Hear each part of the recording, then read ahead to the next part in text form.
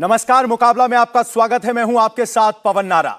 सत्ता की रेस, सियासत का पेच और सनातन की पिच इन दिनों हर किसी के लिए मुफीद बना हुआ है। साउथ से लेकर नॉर्थ तक कोई हर एक जो सबसे ज्यादा मुद्दा गर्म है वो सनातन पर सियासत का मुद्दा है। धर्म के नाम पर वोटों की फसल काटने की कोशिशों ने 2024 की फाइट को और भी ज्यादा टाइट कर दिया है। खुद प्रधानमंत्री मोदी सनातन के मुद्दे पर लगातार इंडिया अलायंस पर स्ट्राइक कर रहे हैं। राजस्थान के जयपुर पहुंचे पीएम मोदी ने एक बार फिर सनातन का विरोध करने वालों को टारगेट किया। दूसरी तरफ ओवैसी भी इसी पिच पर आकर बैटिंग करने की जुगत लगाए दिखे हैं। लाइन लेंथ थोड़ी अलग है। मुस्लिम राग से ओवैसी भी कुछ हासिल कर लेना चाहते हैं। सनातनपन कौन कर रहा है सियासत? क्यों सनातन का मुद्दा 2024 के लिए है सबसे बड़ा मुद्दा? इसी पर करेंगे मुकाबला में बड़ी बहस। लेकिन पहले आपको सुनाते हैं कुछ खास और बड़े बयान। इन्होंने घोषणा की है कि ये सनातन को जड़ से मिटा देंगे, हमारी पहचान को मिटा देंगे। कुछ वोटों के लिए तुष्टीकरण की पराकाष्ठा को राजस्थान का समाज अच्छे से समझ रहा है और मैं जानता हूं राजस्थान चुनाव में ही नहीं बल्कि आने वाले हर चुनाव में गठबंधन गठबंधन को इसका नुकसान उठाना ही पड़ेगा। वो जड़ों से उखड़ जाएंगे। जिनको भारत के महापुरुषों पर गौरव की अनुभूति नहीं होती थी, सनातन धर्म की परंपरा को कोसना जरूर और उसको अधिक से अधिक नुकसान पहुंचाना, जो अपना युग धर्म मानते थे, वे लोग लंबे समय तक देश में शासन सत्ता चलाते रहे। लेकिन शासन सत्ता जैसे भारत की जनता ने लड़ाई ली, शासन सत्ता बदली। आपने देखा होगा वर्षों का, सैकड़ों वर्षों का कचरा एकाएक बाहर आकर के कैसे आज स्वच्छता के अभियान के साथ बदलता जा रहा है। पूरी दुनिया के अंदर भारत का डंका कैसे बचता जा रहा है।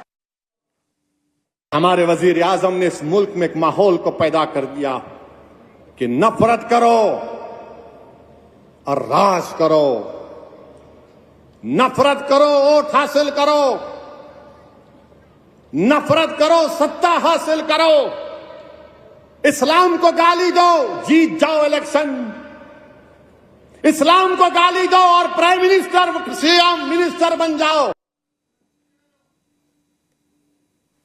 तो बड़ी बहस इस बात को लेकर है कि किस धर्म को गाली दी जा रही है और किस धर्म को गाली देने से किसका नफा नुकसान है। तो हिंद सेना प्रवक्ता बीजेपी हमारे साथ जुड़ गए हैं। संगीत रागी जी राजनीतिक विश्लेषक हमारे साथ हैं। दानिश कुरैशी एआईएमआईएम की तरफ से हमारे साथ हैं। नवल किशोर आरजेडी के प्रवक्ता हैं और अजय उपाध्याय प्रवक्ता कांग्रेस हमारे साथ हैं। अजय उपाध्याय जी, प्रधानमंत्री नरेंद्र मोदी सीधे आरोप लगा रहे हैं कि तुष्टीकरण की राजनीति की वजह से सनातन के मुद्दे पर कांग्रेस चुप है।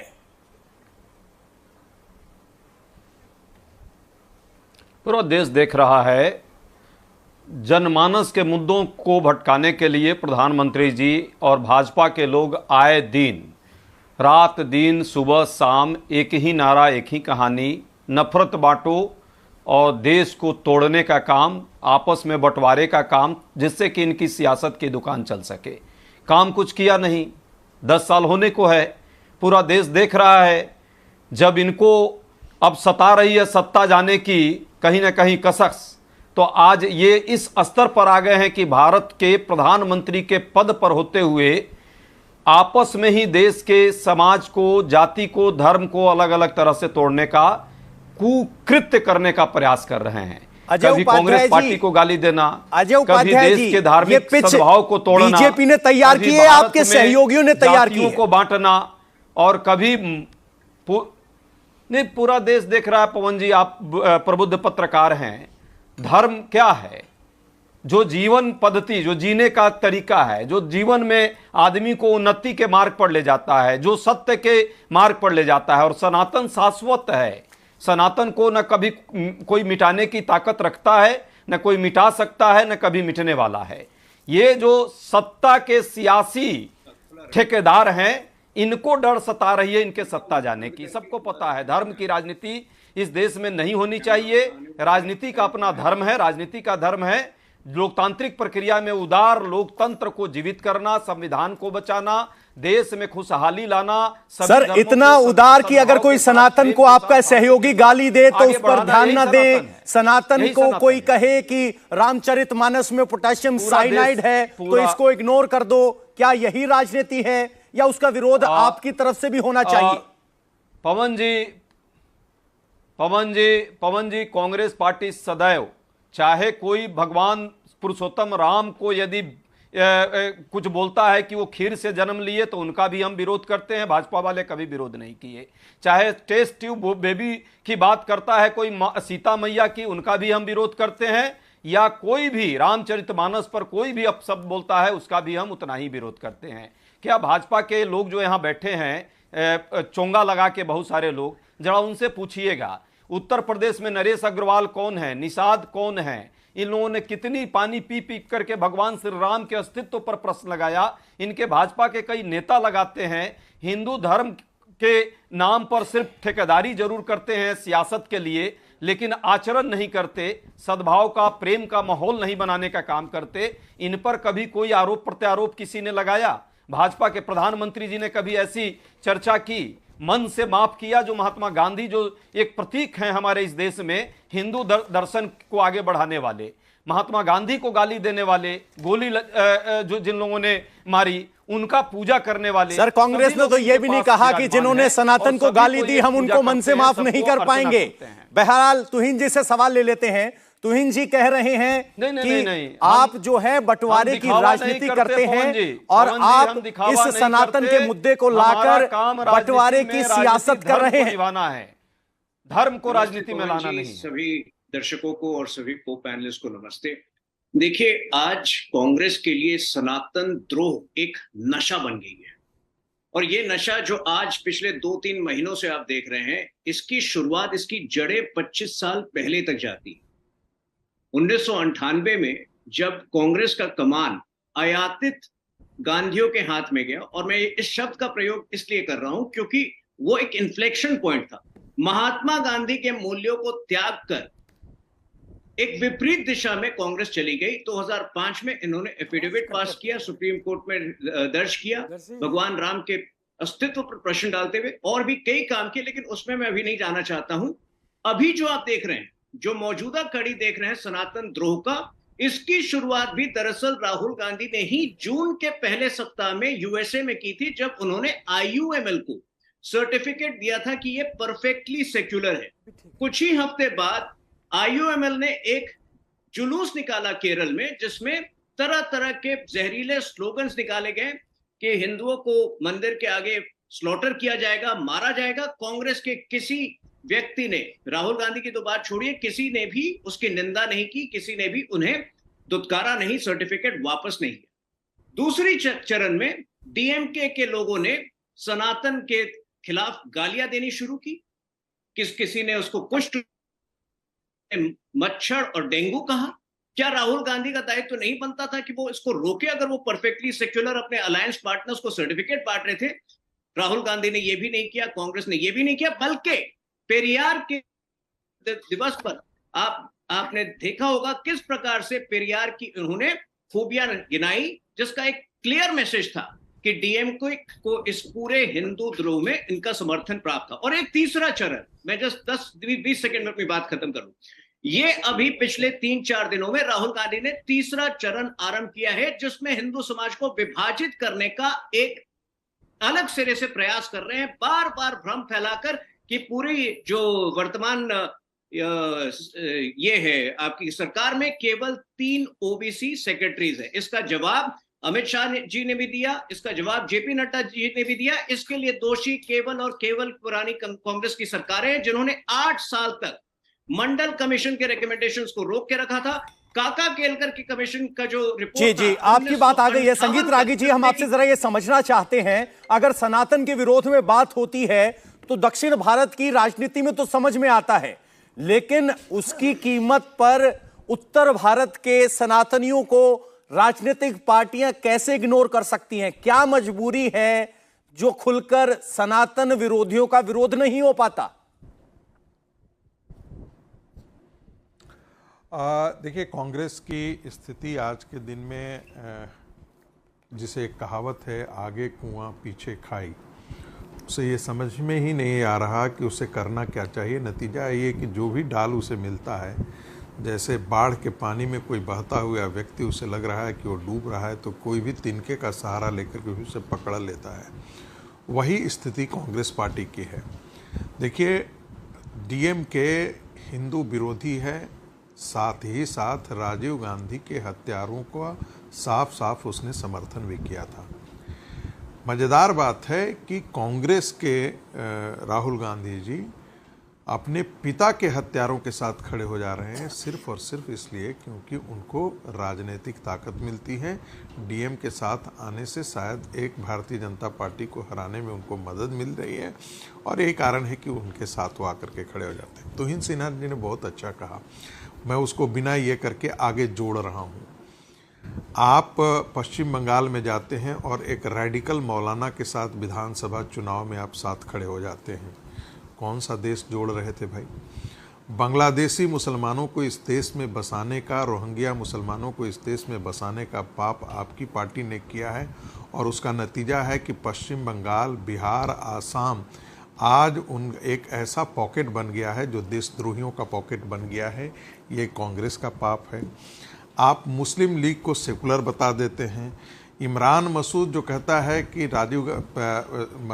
मोदी का यदि कोई बोटी बोटी काट करके लाता है तो आप उसे वो पारितोषिक देगा, ऐसे व्यक्ति को आप जनरल सेक्रेटरी बना देते हैं,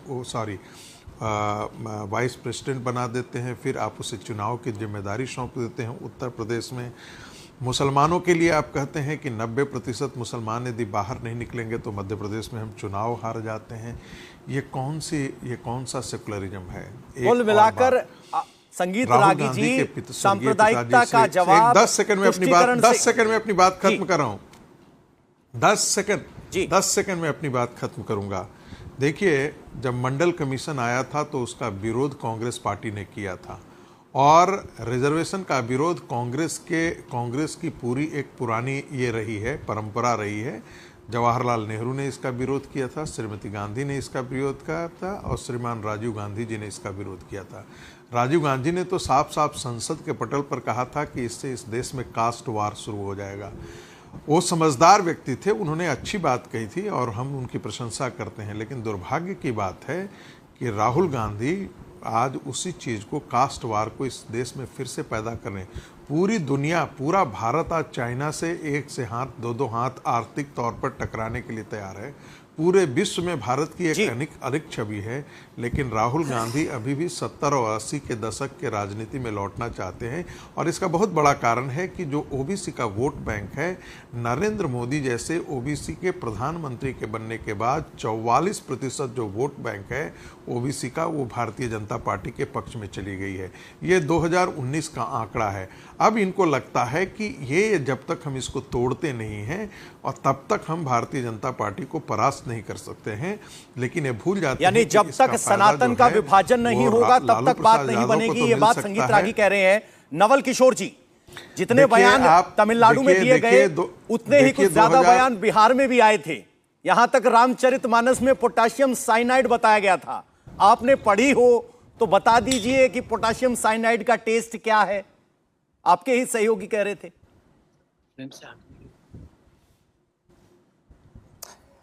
पवन जी, आपको ये पता नहीं, ये मालूम है या नहीं, जब से भाजपा को ये लगने लगा है कि मुद्दों के आधार पे उनकी हार हो रही है और बहुत बड़ी हार की तरफ बढ़ रहे हैं। अभी आपके पैनल पे कहा जा रहा था कि प्रधानमंत्री ओबीसी है। ये कैसे ओबीसी हैं कि ओबीसी का गिनती भी नहीं करना चाहते हैं, कास्ट सेंसस नहीं कराना चाहते हैं। बाकी सबकी जानकारी हमारे पास है, एससी एसटी की जानकारी है, रिलीजियस माइनॉरिटी की जानकारी है, लेकिन ओबीसी जिसका बहुत बड़ा संख्या है, उसकी जानकारी हम नहीं ले सकते हैं। और उसमें भी देखिए भाजपा का दोहरा चरित्र। बिहार में सर्वसम्मति से जब पारित हुआ विधानसभा में या विधानमंडल में, तो भाजपा वहाँ पे साथ थी। शिष्टमंडल जब प्रधानमंत्री से मिलने जाता तब भी साथ थी। कास्ट सेंसस कराने के मुद्दे पर बिहार की इकाई जो है भाजपा की, वो साथ होती है, लेकिन केंद्र में कहता है कि नहीं हो सकता है। 2010 में कहते थे नारा लगाकर, और सर्वसम्मति में भाजपा थी कि कास्ट सेंसस होना चाहिए। 18 में बोली कि हम जरूर करेंगे। सारा काम को छोड़ के वो ओबीसी के विरोध में आ जाती है। और ये कैसे ओबीसी प्रधानमंत्री है कि जब ओबीसी की बात आती है महिला आरक्षण में, तो कहते हैं कि नहीं, ओबीसी का 85 सांसद है और 29 वहाँ पे मंत्री हैं, इसलिए उनको नहीं मिलना चाहिए। महिलाओं को जब आरक्षण मिल रहा है तो उसका आधार क्या है? प्रतिनिधित्व है, महिला सशक्तिकरण है, हिस्सेदारी है। तो क्या 50% महिलाओं को छोड़कर और आप महिला हिस्सेदारी की बात कर सकते हैं? नवल किशोर जी, बात करते हैं। नवल किशोर जी, कैसा सरकार है जो इंडिया गठबंधन की तरफ से दो मुद्दे उछाले गए, एक है ओबीसी या कास्ट सेंसस और दूसरा है सनातन। आप ओबीसी की बात करते हैं तो बीजेपी जवाब देती है, लेकिन सनातन पर आप क्यों अपने आप को कमजोर महसूस करते हैं कि आपको सवाल टालना पड़ जाता है सीधे जवाब देने की बजाय? अरे पवन जी, हम सनातन धर्म के खिलाफ में बोल ही नहीं रहे हैं। वो तो आप नैरेटिव सेट करने का कोशिश कर रहे हैं। हमने जो बोला है या हमारे लोग ने जो बोला है, एक संदर्भ में बोला है। आपको जातिगत गैर बराबरी आपको दिखाई नहीं देता है क्या इस धर्म में? धर्म का इस्तेमाल तो भाजपा ने किया है। हिंदुत्व क्या है? धर्म थोड़े है, धर्म का राजनीतिक इस्तेमाल है, खुले तौर पे संप्रदायवाद है। अगर धर्म का इस्तेमाल भारतीय जनता पार्टी करके ही अभी यहां तक की यात्रा की है, जिसकी बात आप करना नहीं चाहते हैं। आप करना उन मुद्दों पे चाहते हैं जिसको एक संदर्भ को, किसी एक खंड को किसी संदर्भ में कहा गया, आप उसका जवाब देने के बदले उसका अर्थ ही बदल देते हैं। जिस शब्द का अर्थ पीटना है उसका शिक्षण कर देते सनातन, हैं। ये तो भाजपाइयों का सच है। सनातन के खिलाफ ना तो मैंने बयान दिए, ना प्रधानमंत्री ने मेरी बात सुनी होगी। उन्होंने आपके बयान पर जवाब दिया, उस पर मैं आपसे सवाल कर रहा हूं। मेरा सिर्फ यह कहना है कि अगर सनातन पर हमला होता है तो फिर आप बगले क्यों झांकने लगते हैं? नहीं, प्रधानमंत्री से आप पूछिए ना कि सनातनी क्या वही है क्या?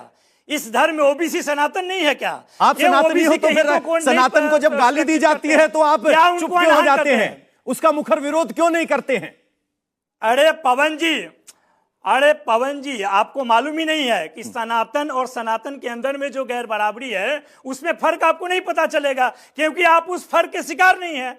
जो लोग उसके पीड़ित हैं, जो लोग उससे शोषित हैं, वो उस पर आवाज उठाते रहते हैं। और इस तरह के विमर्श पूरे इतिहास में है, हिंदू धर्म के इतिहास में है। आप देख लीजिए कबीरदास कहां से आए। जब उन्होंने धर्म के खिलाफ में बोला तो धर्म के खिलाफ में नहीं बोल रहे थे, कुरीतियों के खिलाफ में बोल रहे थे। बिल्कुल, इसी बात पर मैं जवाब लूंगा बीजेपी से, लेकिन एआईएमआईएम के प्रवक्ता इस वक्त हमारे साथ जुड़ गए हैं, दानिश कुरैशी जी। दानिश जी, ओवैसी साहब कह रहे हैं मुसलमानों को गाली दो, प्रधानमंत्री बन जाओ, तो क्या अब उसका जवाब यह होगा कि सनातन को गाली दो और प्रधानमंत्री बन जाओ? देखिए, अब वो उसका जवाब क्या होगा ये तो जिन्होंने जवाब दिया उनसे पूछिए, लेकिन सवाल ये है कि देश के संसद में जिस तरीके की भाषा का इस्तेमाल हुआ, मुझे नहीं याद, शायद आपको हो तो पता, मुझे बता दीजिएगा। प्रधानमंत्री जी ने 2 शब्द नहीं कहे, और अभी भी आप देखिए कि नड्डा जी ने 15 दिन का नोटिस दे दिया है, और स्पीकर साहब ने तो सिर्फ वो जो एक नोटिस इश्यू किया उसको लेके काम खत्म कर दिया। तो मुझे ये बताइए कि क्या देश में अब यही राजनीति बनेगी? हमने तो ये देखा है कि भाई आप ये एक दूसरा नेता प्रधानमंत्री जी आवास के बिल्कुल कुछ चंद मिनटों पे जाके ये कहता है कि मुसलमानों के पास से आप ठेले से सामान मत खरीदिए, तब भी प्रधानमंत्री जी नहीं बोलते हैं। उसके बाद अब ये मामला पार्लियामेंट तक पहुंच जाता है, तो नतीजे तो यही निकल के आ रहे हैं कि आप किसी ना किसी को आप प्रदेश का मुखिया बना देंगे, अब मुझे लगता है इनको, और ये नहीं बनेंगे तो उससे ज्यादा ये आ जाएगा कि आप किसी ना किसी प्रदेश के मुख्यमंत्री बन जाएंगे, जरूरत पड़ी तो देश के मुख्यमंत्री ऐसे ही बनाए जाएंगे, क्योंकि यही राजनीति अगर वो चलेंगे, यही राजनीति वो चाहते हैं, तो आपके सामने ये इससे ज्यादा और विकल्प क्या बचे हैं? बताइए आप। सनातन के विरोध पर अगर इंडिया गठबंधन मौन है तो मुसलमान किसको वोट देगा? देखिए, मेरी बात सुनिए, बात किसको वोट देगा नहीं देगा ये अवाम फैसला करेगी, हम नहीं करेंगे। हम अपनी बात लेकर अवाम के बीच में जाएंगे, हमारे पास जो भी हमारे मुद्दे हैं उनको लेकर हम आवाम के बीच में जाएंगे। ये आवाम तय करेगी कि किसको क्या दिया जाए, हम तो तय नहीं करेंगे। सवाल ये है कि पार्लियामेंट में जिस तरह से मुसलमानों को गाली दी जाएगी उसके खिलाफ कौन एकजुट होकर बात करेगा, वो तो पूछिए। वो तो आप इनसे भी पूछ लीजिए कि जो लोग INDA बना के घूम रहे, या उनसे पूछ लीजिए जो प्रधानमंत्री जी और भारतीय जनता पार्टी एक होकर दूसरा मोर्चा खोल रही है। इसमें मुसलमानों के साथ जो जुल्म और ज्यादती हो रही है, देश की एक ट्रेन के अंदर में एक व्यक्ति निकलता है, उसको उसके सीनियर अफसर से उसको गोली मार देता है और उसके बाद निकल के लोगों को आइडेंटिफाई करता है कि आप कौन है, आप कौन है, और स्पेसिफिक नाम देते हैं कि इनको वोट करिए और उनको वोट करिए। उसके बाद बताइए क्या प्रधानमंत्री जी का एक स्टेटमेंट आया? नहीं आया। तो इससे क्या कहा जाए? पवन जी आप मुझे ये तो बताइए, क्या इनका आप मोदी जी का जमीर नहीं जागता होगा कि कम से कम मैं निकल के एक बात बोलूं? तुहिन सिन्हा जी, बीजेपी पर आरोप यह है कि मुद्दे कम पड़ गए तो हिंदुत्व और सनातन के मुद्दे पर प्रधानमंत्री वापस विपक्ष को खींचकर ला रहे हैं।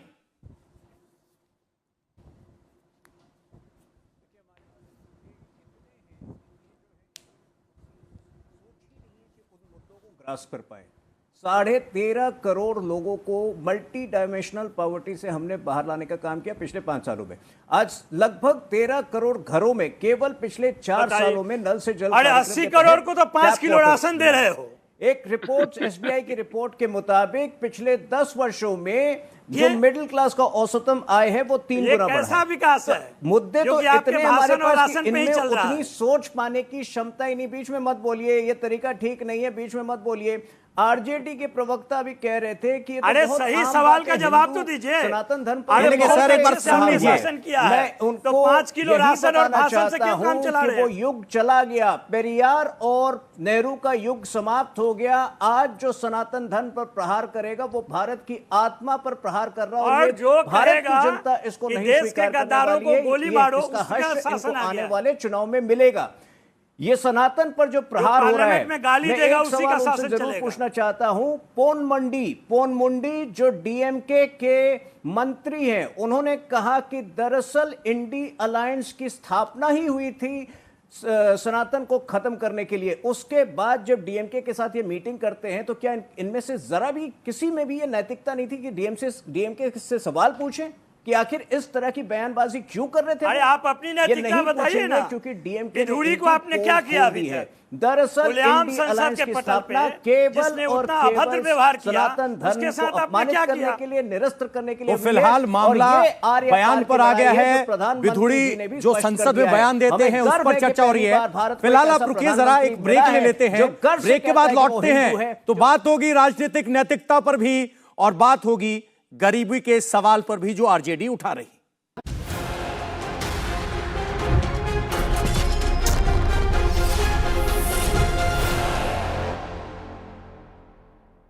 2024 में क्या सनातन पर सत्ता तय होगी? इसी पर मुकाबला में बहस जारी है। मेहमान हमारे साथ बने हुए हैं।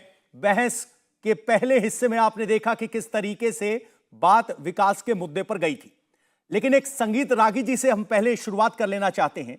संगीत रागी जी, जब भी सनातन के विरोध का सवाल उठता है तो कहा जाता है कि जो जाति व्यवस्था है ये उसका विरोध है, सनातन का विरोध नहीं। देखिए, मैं आपको बताता हूँ, एक आंकड़े देता हूँ। ये मद्रास हाई कोर्ट में तमिलनाडु की DMK सरकार ने पास फाइल किया है, एफिडेविट फाइल किया है। 1976 से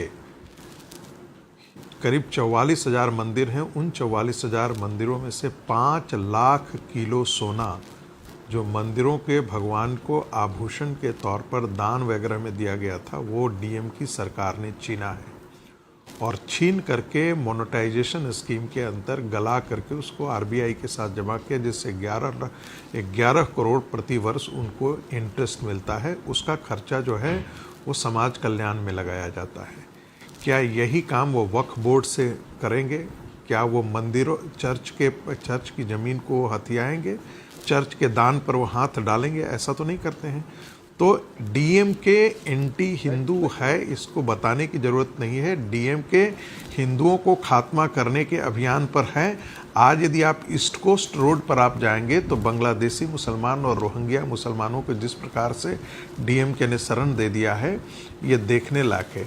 क्या डीएमके वहाँ पर इस्लामिक, यदि सनातन को ख़त्म कर देंगे तो क्या वहाँ इस्लामिक स्टेट लाना चाहते हैं या क्रिश्चियन स्टेट लाना चाहते हैं? क्या यही कारण है कि राहुल गांधी जो है उनको समर्थन करते हैं? क्या यही कारण है कि कांग्रेस पार्टी उनको समर्थन देती है?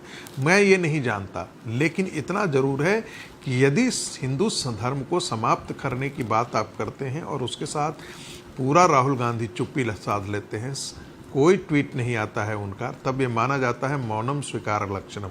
और वो सिर्फ इसलिए कर रहे हैं ताकि उनका इमीडिएट राजनीति है, हमको भारतीय जनता पार्टी को किसी तरीके से हराना है। और इसी वो आपने याद होगा कि 2019 में कैम्ब्रिज एनालिटिका का प्रयोग ये करना चाहते थे, जिसका मूल मंत्र ये था कि 20% मुसलमानों को कंसोलिडेट करो और 80% जो हिंदू 76% है उनको जातियों के आधार पर बांटो।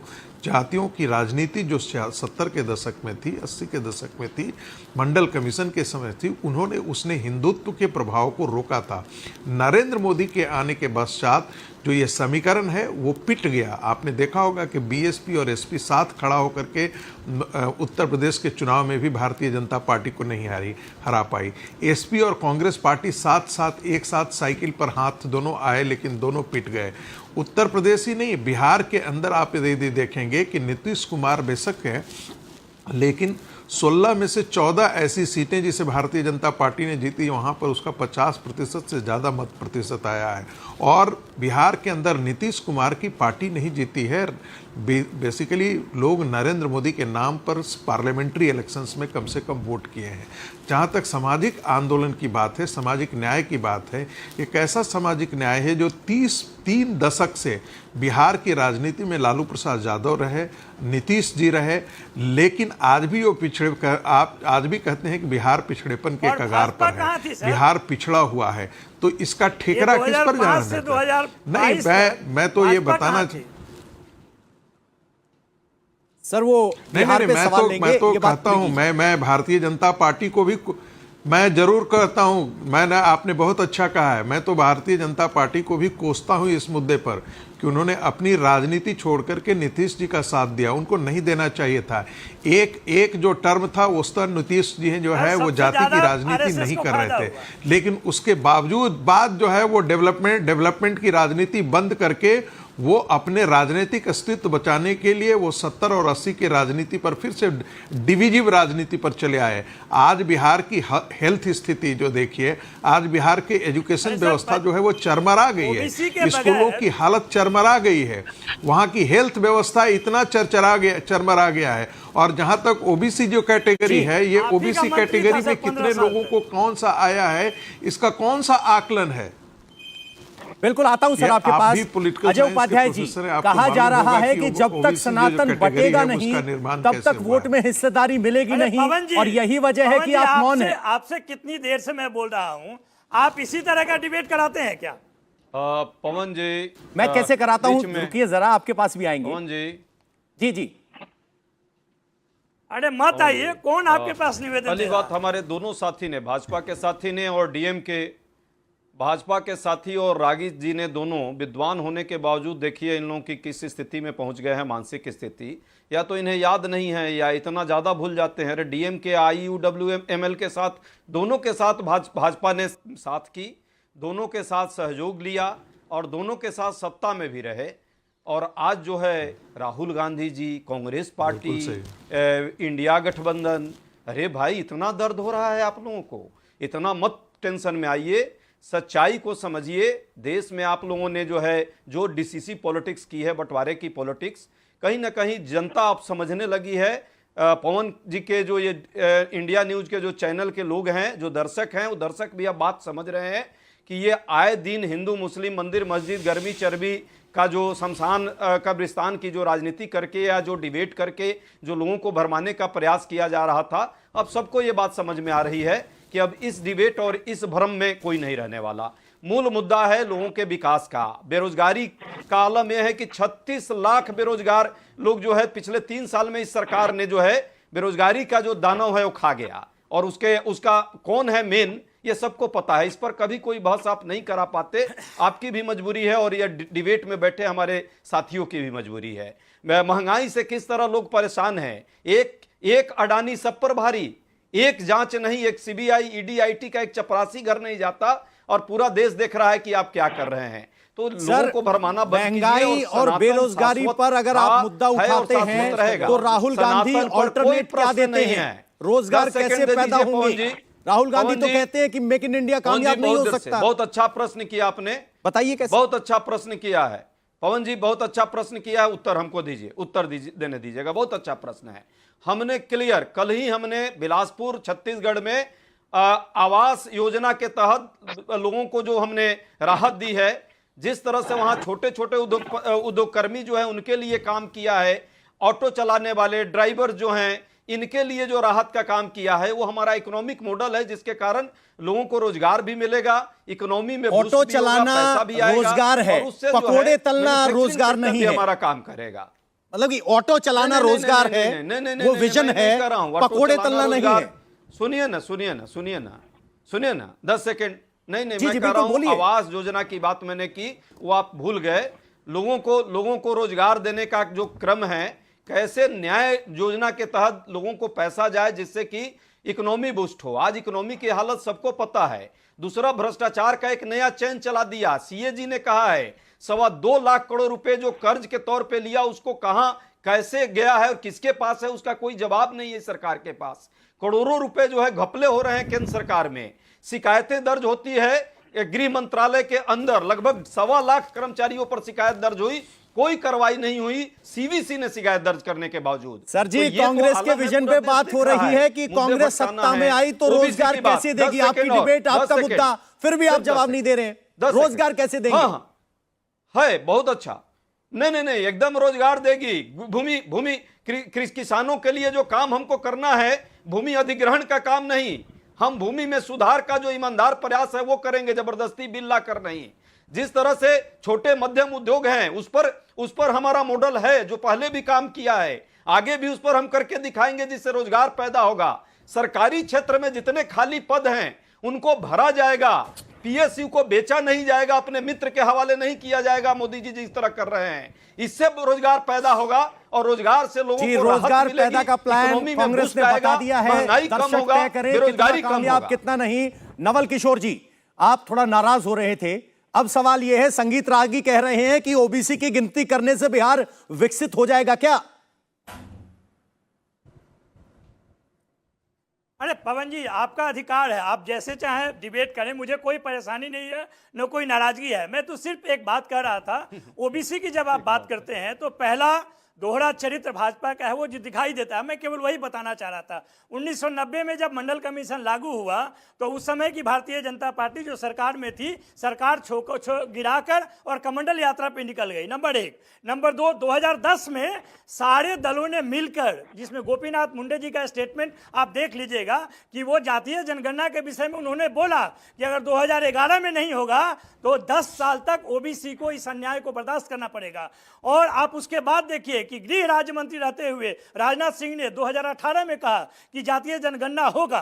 क्या मजबूरी आ गई कि 2020 में नित्यानंद जी को आपने आगे करके कहा कि भाई जनगणना नहीं होगी। चलिए, वहां भी दोहरापन आपका सामने आता है कि आप बिहार में, आपकी पार्टी कहती है, भारतीय जनता पार्टी कहती है और साथ में रहती है कि यहाँ पर जातीय जनगणना होनी चाहिए और देश में नहीं होना चाहिए। ये दोहरा चरित्र और सबका साथ सबका विकास और ओबीसी प्राइम मिनिस्टर और महिला आरक्षण में ओबीसी को जगह ही नहीं। जब आप एससी एसटी और सामान्य को देते हैं बिल्कुल और कहते हैं, एक पूरक सवाल ले लीजिए। आप कह रहे हैं मंडल कमीशन के जरिए ओबीसी को रिजर्वेशन दिया गया, 30 साल हो गए, उससे विकास नहीं हुआ, लेकिन गिनती हो जाएगी तो विकास संपूर्ण हो जाएगा। क्या आप यह कह रहे हैं? पवन जी, देखिए, समझ का फेर है। कम से कम ये तो पता चलेगा ना कि ओबीसी में, देखिए, जब रोहिणी आयोग आप बिठा सकते हैं ये पता करने के लिए कि ओबीसी में किस जातियों को ज्यादा फायदा हुआ। हम तो कहते हैं कि सारे जातियों का वास्तु स्थिति पता कर लीजिए, गरीब सवर्ण का भी पता कर लीजिए। हमने कब कहा कि केवल ओबीसी का कीजिए? जिस जाति की जो जातिगत गैर बराबरी है वो तो इस धर्म की सच्चाई है। आपने अंबेडकर को नहीं पढ़ा है क्या कि जो सनातन धर्म या हिंदू धर्म है वह एक ऐसा बहुमंजिला इमारत है, 4 मंजिला इमारत है, जिसमें खिड़की दरवाजे तो हैं लेकिन सीढ़ियां नहीं है। जो जिस जात में जन्मा है उसी में मरेगा। ये गैर बराबरी को कम से कम नीतिगत आधार पे तो आप ठीक कर सकते हैं ना। नीतिगत आधार पर आरक्षण की लिफ्ट लगाई गई थी, ऊपर चाहे नीचे कोई भी नीतिगत आधार पर आरक्षण की लिफ्ट लगाई गई थी, मौका मिला, लेकिन उस पर कुछ चुनिंदा लोग ही सवार हो पाए, ओबीसी के सभी जातियों को हिस्सा नहीं मिल पाया। आप उसकी राजनीति करते हैं तो जिम्मेदारी आपकी नहीं। देखिए ये आपका, अरे पवन जी आप सुन लीजिए, पहले जवाब सुन लीजिए। आपके पास अधिकार है कुछ भी बोलने का, लेकिन जो कुछ भी नहीं बोल रहा हूं सर, तार्किक बात हो रही है, आप ऐसे ही कुछ भी समझता है कि वो लिफ्ट है, वो लिफ्ट है, नहीं तार्किक नहीं है। ये तार्किक कैसे है? लिफ्ट है। अरे आगे लगाने के लिए किसी को मदद की जरूरत है, उसको आरक्षण का अधिकार दिया गया, मैं उसका समर्थन करता हूं, इसमें क्या गलत बात है? आप नहीं, बिल्कुल नहीं, अरे सुन लीजिए, नहीं बिल्कुल गलत बोल रहे हैं आप। ये कौन सा लिफ्ट है? आप पूरा निजी क्षेत्र, सीढ़ी की एनालॉजी आपने दी, सीढ़ी की एनालॉजी आपने दी, मंजिल की एनालॉजी आपने दी, मैं बात कर रहा हूं आरक्षण की। नौकरी है उसमें आरक्षण भी आप नहीं आरएसएस को पूछिए ना कि 2015 में मोहन भागवत जी क्यों कहते हैं आरक्षण की समीक्षा होनी चाहिए, और 1 महीना पहले क्यों कहते हैं कि जब तक भेदभाव होगा आरक्षण होगा। 2000 साल से यहाँ तो कौन सी बात मानेंगे आप? लेटेस्ट वाला बयान मानेंगे जिसमें कह रहे हैं कि आरक्षण की जरूरत रहेगा, या वो पहले वाला बयान गाते रहेंगे? देखिए दोनों वो अपने सहूलियत से देते हैं, और यहीं पे समस्या है। समस्या यही पे है कि आप कहते कुछ है करते कुछ है। बीजेपी से बहुत सारे एक्यूजेशन लगे हैं, उनका जवाब ले लेते हैं। तुहिन सेना जी, यहां आरजेडी और कांग्रेस दोनों ये कह रहे हैं कि एक तो जातिगत जनगणना जो ओबीसी का मुद्दा आजकल राहुल गांधी उठा रहे हैं, उसको लेकर बीजेपी बिहार में अलग रुख रखती है और राष्ट्र में अलग रुख रखती है। क्या जातिगत जनगणना को लेकर बीजेपी एक मत है? देखिए पवन जी, सबसे पहले तो आप इस बात ये समझिए कि कितनी विचित्र बात है कि जो लोग सबसे ज़्यादा इस बात का डिमांड करते हैं कि जातिगत जनगणना होनी चाहिए, वही पार्टियां सबसे ज़्यादा सनातन धर्म पर प्रहार करती है और ये साबित करती है कि इनकी मंशा, इनकी नीयत अच्छी नहीं है। हमने ओबीसी एक्ट पास किया था जिसके तहत हर राज्य को पूरी स्वतंत्रता है कि वो अपनी ओबीसी लिस्ट बना सके, और वो बीच में मत बोलिए, कोई तरीका समझ सीखिए आप। नवल किशोर जी, आपके बीच में कोई नहीं बोला था, सुन लीजिए, आखिरी 2 मिनट बचे हैं, उनका जवाब लेना जरूरी है, फिर आप कहोगे सत्ता से सवाल कराना चाहें तो आप करा सकते हैं, लेकिन वो लीगली, अरे पूछ रहे हैं सर आप, वो मेरी जिम्मेदारी है, आप भरोसा रखिए। जो जनगणना की स्टेट लेवल पर वो लीगली पुख्ता नहीं थी, तो उसका खामियाजा उन्हें भुगतना पड़ेगा। लेकिन आज राज्य को ये सारे अधिकार हैं कि वो अपनी ओबीसी लिस्ट तय करें, और वो स्टेट लेवल पर यदि चाहें, उचित लगे अगर उनको, तो वो स्टेट लेवल पर जातिगत जनगणना कर सकते हैं। लेकिन राष्ट्र नीति अलग होती है, और राष्ट्र के लेवल पर हमें बहुत सोच समझकर इस दिशा में आगे काम करना होगा। यानी जातिगत जनगणना पर सोच समझकर आगे बढ़ना होगा। नवल किशोर जी ये कह रहे हैं, जनगणना के पक्ष में है या नहीं? मुंडे ने जब बोला था वो आपके नेता थे कि नहीं? जातीय जनगणना के पक्ष में है या नहीं है? नेता कहने में गोपीनाथ मुंडे को सर उन्होंने जवाब दे दिया है, कह रहे हैं कि राष्ट्रीय स्तर पर इसमें सोच समझ के होगा। तो फिलहाल आज के लिए वक्त इतना ही था। आप सबने वक्त दिया, आपका बहुत बहुत शुक्रिया।